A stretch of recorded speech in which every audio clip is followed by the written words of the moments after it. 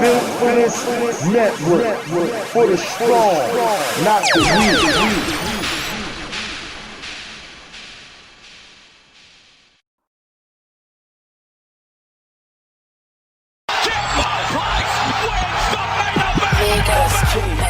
Chandler, baby, the most relevant, most benevolent product of the curb, but the words sound heaven sent. Fuck them other words, I mean my words wow better than the words they was peddling. I worded how they never did. I'm word for word, the word of your set of veterans that's still in his rookie stage. I'm penning a book a day, I'm giving them lookaways, pushed away, picking rolls, hinges off the door when I'm on. So yeah, I'm kicking flows. 10 deep hoodies and vests, I sell ladders with the lines so you can climb if you looking to catch them. 16s for the fiends, you pay me to throw them raps. 20 on a dollar, like if we stole it and sold it back. The most anticipated, they itching to play it, but they good with the waiting, cause they know what I'm creating is straight. Prop Joe on the bus down, I cut grounds, the newest member of Duck Down. So I'm a heavy distributor of bars, man, wilder than Tarzan. Marty Marr got him like, oh damn. Tore back, jotting his jaw again. I'm back in the beast in the bars again. I'm like a drunk back at the bar again. And no rehab to startle him. No intervention to AA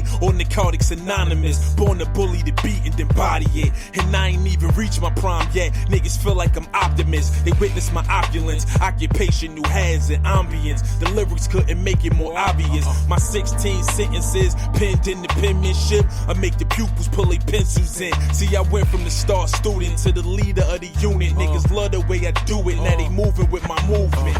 What now? You fuckers is fuck now. Okay. Ain't nothing else to do but duck down. Listen, too hard for white linen, straight no white denim. You like white women that listen to Life Jennings. I black Nike Venom with the white stripe in them.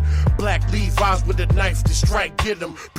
I'm a gun boy, two in your dome, nigga. Dumb boy, I won Troy funeral home, niggas.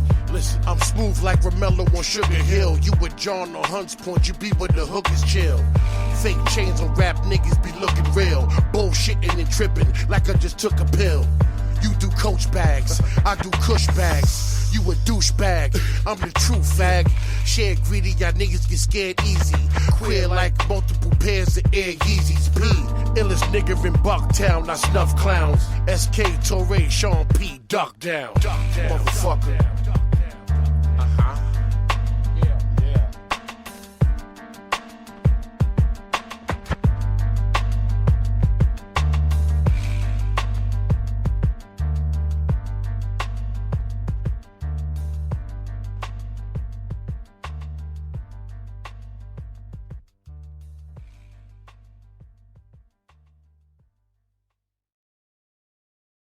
What are the different strands that come together to make hip-hop culture? Well, one of the things that really attracted me to hip-hop in the beginning was how really fundamentally basic the foundations of hip-hop were. And by basic, I mean it's the basic foundations of what one learns in school in terms of education. It's the elements is what they call it. And so graffiti writing, which they refer to as writing, was one element. Another element was DJing and what is now producing is also called turntablism. Another one was lyricism, and that was the MC. And then there was dance, and dance was defined as to b-boy, b-girl, because the dancing occurred on the break beats, and so there were break dancers. And the other element that developed that was very much a part of hip-hop culture was what they called knowledge. And knowledge was this whole theory around how do you talk about what's really going on? How real can you be? And this constant push to deal with reality and representation of reality as part of what made you very much a part of hip-hop culture. But knowledge presumably runs through the other major elements as well, right? Yes, so exactly. Because hip-hop culture is a youth culture for the most part, there's a tremendous amount of critique, and so it has to be witnessed. And those who are witnessing it are contributing, they're collaborators as well in terms of what's happening. So you really do have to be able to represent with the knowledge that comes to all that. So you don't want to appear to be naive, inaccurate. so what happens in terms of hip-hop culture is that the artist, him or herself, has to really work to look at the history of their community, their school, their larger city, the world, whatever it is they're going to talk about, so that they actually not only represent these communities in an accurate way, but they do it in an amazingly creative way. There were all these expressions, especially in the beginning. One was come correct. You have to come correct. Okay, you have to represent. You have to represent where you're from. You have to represent who you are. You can't go through this sort of sense of, I don't know, I'm a stranger in a strange land. That's not hip hop. Yeah, it's like, I'm sorry, commit to your place, make a decision, because you cannot actually stand here and expect me to listen to you if you don't know who you are. Where does it start? I know this is a thorny issue in hip-hop scholarship, but what are the origins? Well, no, there's no question it started in the New York area. Most people say it started in the Bronx. Really, it's a party that people are having, and there are certain expectations of that party. And in the New York City area, you have all sorts of immigrants from different places throughout the world. And that combination, and you have a thriving African-American community that comes from the U.S., all of that comes together so that as you're walking through neighborhoods or walking around, you're also hearing things. But it's the diversity of cities that can be so special in terms of encouraging innovation, right? Exactly. So all of that, I remember as a kid in Chicago always knowing what was going on in different apartments by what people were playing. If all day long they were playing the blues and it was the sad blues, I suppose. Something's wrong there, right? Something's wrong there. It's like, So you would expect a certain kind of rhythm coming out of New York versus a place like Los Angeles that has a car culture that's a different kind of place. So all of that makes a big difference in terms of how the hip-hop scene actually starts. There's this particular innovation, right, of combining someone talking with someone working the turntable at the same time. When do we think that starts? Well, everything starts with the turntable, so the DJ, because it starts as party culture, right? It's all about the party, and the DJ, as the music is going, was the one who would say, put your hands in the air. Everybody say, yeah. But if you've got two turntables going and you're trying to listen, and at that time, you actually have to use your hands for everything you're doing. You can't work the crowd and get them going with what you're doing. You needed someone else to do it. And that's how the MC comes in. In some sense, it's a classic story about urban specialization, of having enough people who are willing to pay for two people or willing to put up with two people doing this rather than just one person. Oh, yeah. And so the beginning of the person speaking is they're just doing what the DJ was doing before. And you're really pumping up the crowd for that DJ. But then at a certain point, the MC really begins to emerge. And the MC begins to say things that's associated with the beat. Now, at the same time, the DJ is also beginning to introduce the break beats. So you start having the B-boy and B-girls doing that. So you have another language associated with how one assesses that and how one understands it. Because remember, critique is there. So there's this notion of meritocracy, level playing field, but it isn't a sweet, ideal, kind thing. What's at stake? Cities aren't often that kind. Right. There's a lot at stake. There's too much at stake. And what's at stake is that you're representing home.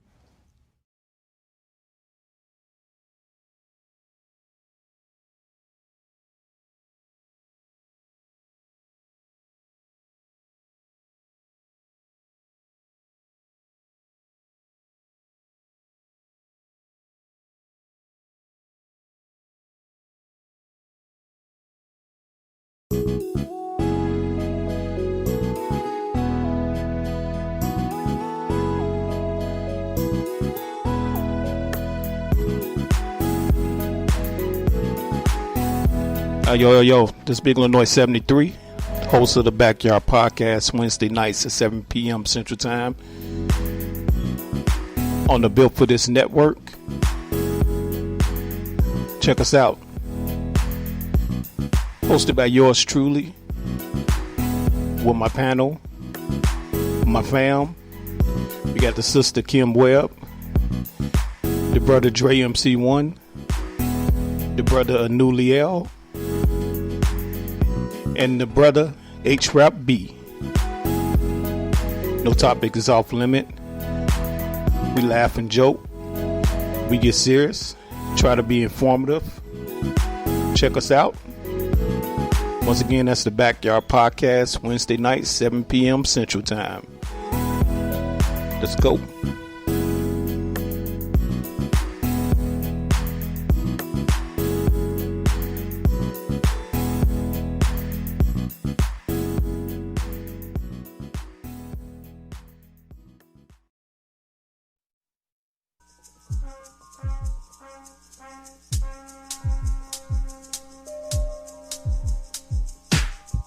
It's your boy D Greatest from South Central. Tune in on Sunday for Sunday Night Love Jones, 4 o'clock, 7 o'clock Eastern Standard Time, and on Mondays for Monday Night Love Jones, 4 o'clock, 7 o'clock Eastern Standard Time for good music, good conversation, and good vibes. It's all about the love. Yeah, man.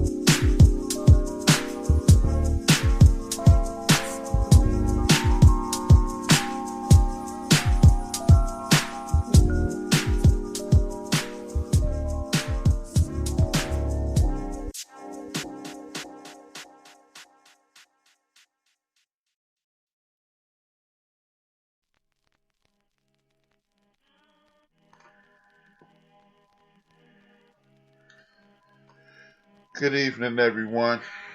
As usual, this is HRap B. This is the End of the Bench Podcast, Build Destroy segment. I am coming to you because I had to reschedule this interview. It's supposed to happen yesterday, but it's happening tonight. And due to human issues, my special guest Skyzoo is putting his son to bed, and we all know what that is like. So I'm gonna have to do a little filler till he reaches out, lets me know he's ready to go. But we live in life on life's terms. I want to thank each and every one of you guys for taking a little time out your day. Good evening, good night, good morning, good afternoon, depending on what time you're listening to this. As I stated, I'm coming at you live and direct. This is the End of the Bench Podcast. As I told you yesterday, I'm redoing a little rebranding right now. And during the rebranding process, I have not separated my two shows, but I have a logo that is identifiable with my brand.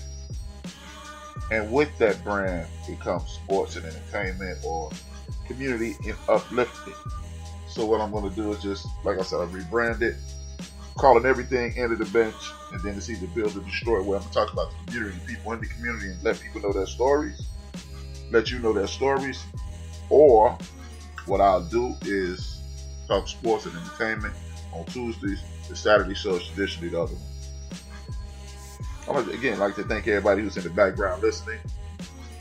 And again, my guest is running late. That's what happens when you do things live. The guest runs late. Things are not going the way that you want them to do. So you have to do a little fillers until what happens, until the person is ready. Again, what I'll do is do what I do at the top of every one of my shows. I want to give acknowledgement to my ancestors. As I tell you, every show was taught to me that if you acknowledge your ancestors while doing big things, what happens is you get blessings and protections from your ancestors, and they will send up as you send up respect to them. Now, I always list my ancestors and as well as my family.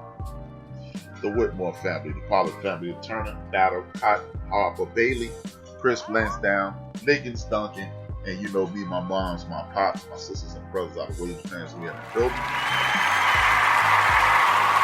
Now, if you received a link from me, please click on the link and then hit the like button. It does me and my network, me, everybody on the network, TJ Knox, I want Chief Rocker, Mooka Bean, Big Illinois, Kim, Trey, Anu, Shares Roundtree, and everybody else. it does them a tremendous favor. We continue to grow every time you hit the like button. Now, as again, I'm waiting on my guest because he's a dad, he's a father, he's a husband, as well as being an entertainer, and we live in life on life terms. So, with that being said, I'll give you a little background on this guy. He's from Bedford-Stuyvesant, Brooklyn. He's a rapper. He's an MC, he's not a rapper. And it's a lot of people that confuse hip-hop with rap music. Rap music is a part of the culture. Rappers, in my personal opinion, are people who are taking advantage of hip-hop culture by expressing one of the elements, as you heard at the top of the show. The lady was breaking it down. Sister from Chicago was breaking it down. An MC is different from a rapper, if you ask me. MC is part of the culture. He immerses himself in part of the culture.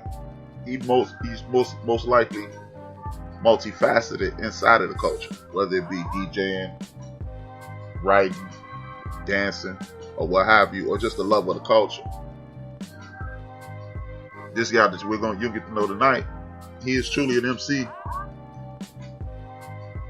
He loves the culture. He doesn't put any poison into the universe. And then a lot of people get one thing confused when you say poison in the universe. Just because the perception of what these young men and women are saying is negative, that does not mean they're poisoning the culture. If I'm telling you what's really going on in my community, I'm not poisoning the community. I'm enlightening people. I've had people in my life who are in the community every day, consider themselves street or hood or whatever you want to call it, and they still don't know what's going on. If you allow outside entities to tell you what's going on in your community, you'll be confused. And that's what the job of the MC is. Sometimes you have MCs who rock the party. Other MCs do what is called reality rap. And then it's a MC that's just blessing you with knowledge, whether it be street knowledge, knowledge of self, or helping you to understand what's going on in your community. Now, on the other hand, you have rappers. These guys are in the culture because they saw a way out, and they are taking advantage of what is in front of them for that purpose. With that being said, this is the latter of the two. This is a guy who is telling you stories, giving you the point of view of a man growing up in the community, wasn't rich, wasn't well off, and wasn't dead broke or dead cracked either. So, it's just a situation to whereas everybody has a story to tell, and he's going to tell you his shortly. What I'm going to do is I'm going to reach out again. I'm going to let this beat play, and I'll be back with you shortly.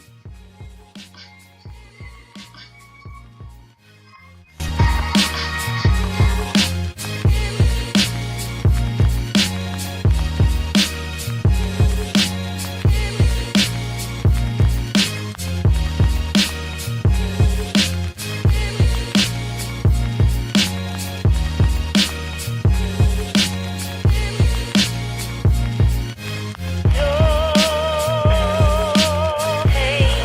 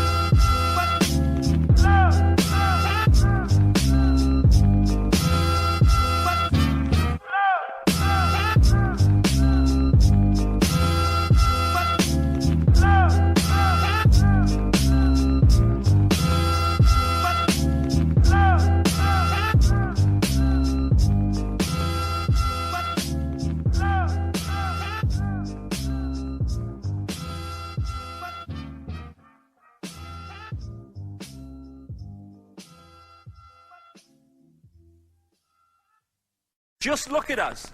Everything is backwards. Everything is upside down.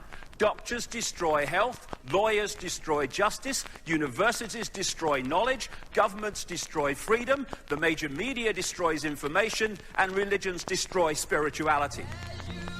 That's where we are.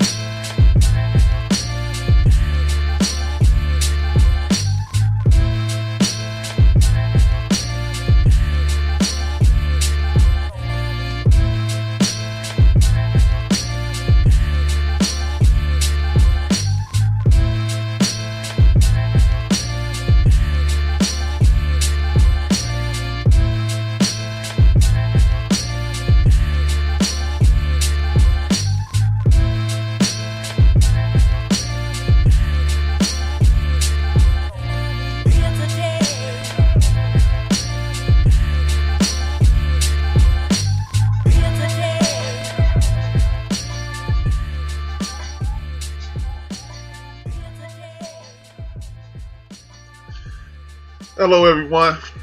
I'm sad to tell you, due to a family emergency, my guest is unable to appear this evening. I want to thank you guys for tuning in.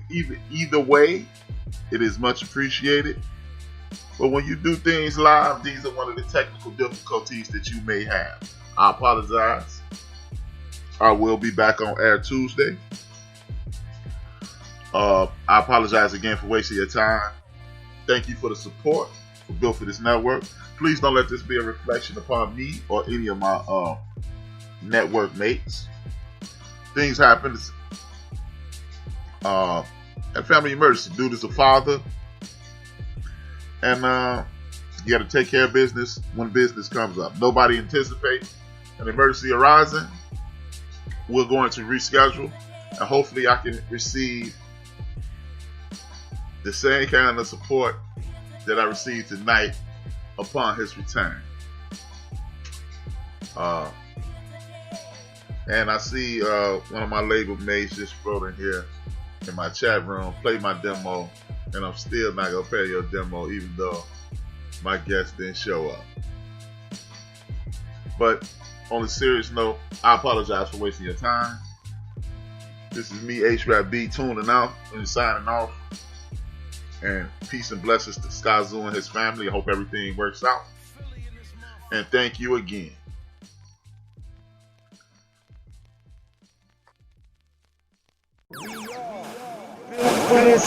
Network for the strong, not the weak.